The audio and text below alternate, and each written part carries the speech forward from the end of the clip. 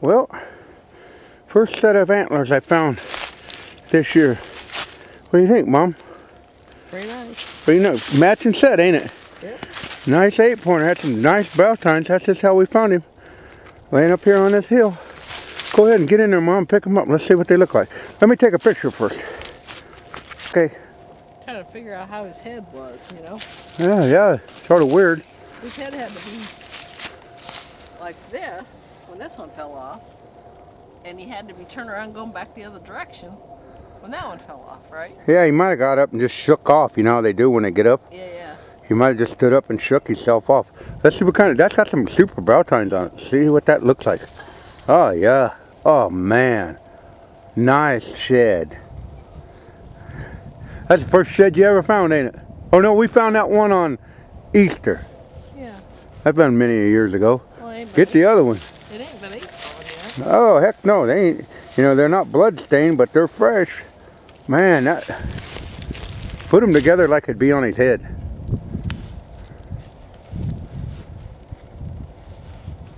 Figure out which way is. Yeah, that's the left one. Put it in your left hand. It is in my left hand. No, put the stick down. Yeah, now switch hands and put them together like you. Man, that is a nice 8-pointer right there, buddy. Now put them together like they would really be on his head. There you go. About a 20-inch inside spread. And straighten them up a little bit more. A little bit more. Bring the tops in. Down, up, In toward you, the tops in toward you. this way. That's in. A woman's got 30 deers in the house and can't figure out how they go. There you go. You're getting close. Now bring them together. There. Now give me a profile left and right. You know, just yeah. That is a nice buck. All right, we know one made it through, and we found them both right here today, the 3rd day of March. Deb took off, and it was our lucky day. First set I ever found on a new property. All right. Yeah, that rub right there is no more than, what do you think that is, 10 yards? About that. Yeah. And then there's another one behind there. Laying right on this hilltop. Right on top of the hill. And here, if he was laying right here's where we found the sheds. So he'd be looking down in that deep hole. So he could look, he could look a long ways. And anybody come off the road, you can see the van back in there. He could just lay right in here. Nobody can see you coming. Yeah, he'd see you coming. He could either lay here or get up and slink off. You'd never look up here because you're going downhill and he's up above you. You know, your focus would never be up on this ridge. Well, let's look around. Maybe we'll find something else up here. Maybe we'll probably just find the time of day too, but that was pretty neat to find them. March 3rd, 2011.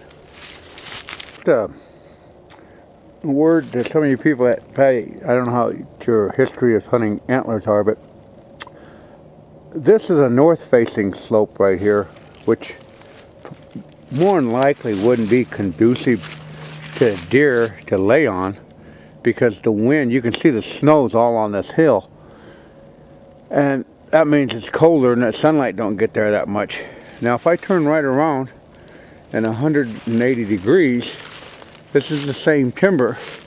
Now you see how it's all, the snow is all burnt off. That's because this is the warmer side of the timber. It's in out of the wind, and the sun, winter sun hits it and melts it off a lot faster. So this would be the side that they'd want to lay on. And I'm facing straight northwest right now, so the wind would be coming at your face, and you'd be in and out of the wind, and there's absolutely 99.9% of the snow is completely melted off. That's because of the sunlight gets on there. That's the side that you'd want to look for your antlers more so. You can see that whole side is brown, and we're going to try to get this transition period. You notice there, right there is the brown and white line. You go over here, it's white. That's the colder side, and you go right back over here, and this is the warmer side. So there's a few degrees in difference in temperature, enough to melt snow and to retain snow. It's basically, it's the power of the sun. The temperature is probably pretty close, but I suppose if he was on that cold side with the snowpack, water, you know, it's not very much of a snowpack, but it would be deeper when the winter was more prevalent. Just something to keep in mind, a little tech tip. When you're out looking for antlers, the first side to attack is going to be your southern exposed hills, simply because they're out of the wind and they're going to be a lot warmer.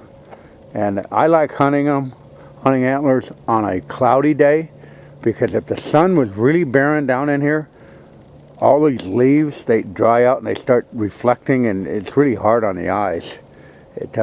Whereas when you see a white antler laying on that brown ground, it's just like chrome in a junkyard.